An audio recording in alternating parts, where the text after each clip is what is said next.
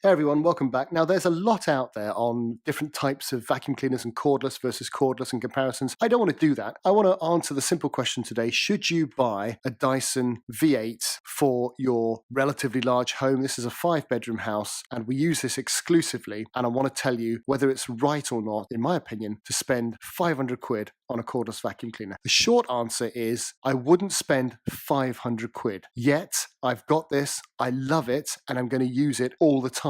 And my wife, she absolutely loves it. We actually argue over who's going to do the hoovering quite often because it's a lot of fun. Let me tell you more. Before I go on, can I just say, if you like what you're hearing, could you please give us a thumbs up and could you please hit that subscribe button? Both those two things really make a huge difference.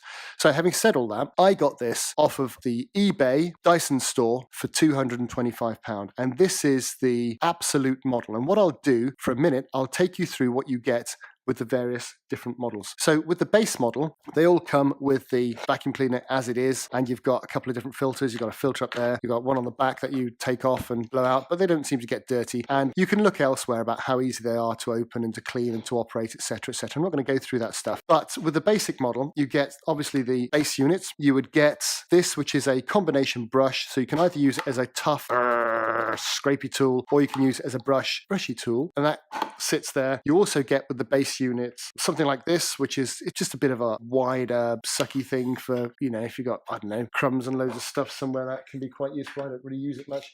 You get your classic crevice tool, which everyone needs for down the side of a settee, all those sorts of things that you might do with a crevice tool. And then you get, if I just put those little boys over there for now, you get then these two, which are a wide and a narrow brush tool. And of course you get your pole, your big connecting pole, which you can either attach the tools directly to the end of your vacuum there for close work, or if you're standing up and vacuuming, it's much easier to have it on the end of a big rod like this, or if you're reaching up high, you've got your big rod there. And between the different models, one of the bigger differences actually is the color of this rod. So with the basic model, I think it's actually gray. With this model, which is the absolute, you get an orange one. With the total clean, you get a red one. So again, the color of the pole changes. Before I come on to the differences between the other models, let me just talk about these tools first of all. These are very good. If you're doing stairs, for example, you might want to put this on there, and you know, it's very easy then to clean your stairs. And the motor, of course, as you may well know, spins this around, so it kind of gets into your carpet and gets the stuff up. Very, very, very good for stairs and small areas. And then, of course, you've got a big one if you're doing your floors and if you're doing your carpets downstairs and your carpets upstairs. On the end of that big orange pole, you can just get, it makes small work of it, and it's really good. I have to say that in terms of it's not a particularly big house, but it's a 5-bedroom house and there's lots of flooring. We've never ever run out of power, ever. As long as you remember to pop it on charge when you finish, so it's there for the next time. We've never thought, oh, I want to do some cleaning, but the hoover's not around. And that includes using it on turbo mode quite often to maybe pick up some cat hairs or whatever, or if there's mud on the carpet and you want to get it out, making sure it's nice and clean. We've just never run out of power at all. So that's the basic kit that you get with the lowest model. When you go up a stage to the absolute, which is what this one is, you get another floor tool. And this is if you've got lots of hard floors. This comes, I wonder if you can see it, it's got a lush Vela roller, if you like. And there are two slightly different versions of this actually. Some without that bar there and with another roller on the back, and then you get this one. And I don't know why they do two different versions, or indeed which one is the older or the newer. But this is the only difference between the basic model and the absolute model, is that you get this plush Vela tool, which is good for floors. Do you need it? Do you absolutely need it? It's a nice to have, but I have to say, often if you're vacuuming in a rush, I've just carried on with this one, and I've just gone straight from the carpets onto the hard wooden floors and around the kitchen floor with this one. Haven't noticed a phenomenal difference, have to say. I suppose the benefit of this one is if you've got wooden floors, it gives it a nice buff while you're doing it, and who doesn't like a nice buff on their floor every now and then? So that's quite nice, but then it's up to you whether indeed you want to do that. You can actually, if you look carefully, find these either on Amazon or on eBay as spares. So that's another option for you to look at. In terms of the upgraded total clean model, you get a crevice tool, which has got a flexible bendy bit in the middle. So it's a bit squishy in the middle there, and you can squeeze it and bend it round, which may or may not be good for you. You also get something called an up top tool, which enables you to put tools on the end and vacuum on the top of cupboards, for example, if you can't reach them. I tried that for a while. Did I like it? I didn't. But there's something else I would recommend you purchase if you can, and I wouldn't recommend you buy it straight from Dyson because they cost 50 quid from Dyson, but you can get them off eBay for about 30 quid, and that is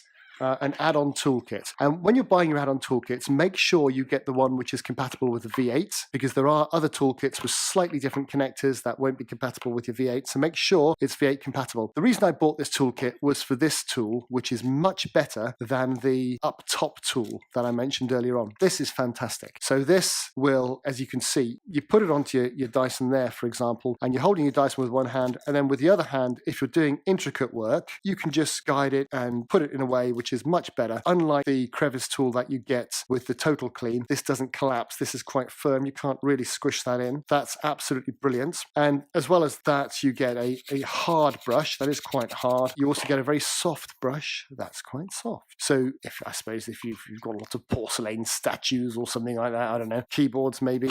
And then you get what they call a mattress tool, which is just a wider version of the one you get with the standard kit, basically a wider version of that. Does the same sort of thing. Don't think I've ever used that. As you can see, it's still very clean. But that's, as I say, I got it for that, and it's well worth it off eBay, 30 quid just for that. That's really been useful for the car, especially getting into crevices, places where either you can't get that because altogether it's just too big, or even with a long bar on the end, it's just unreachable. But actually something with that is so much better.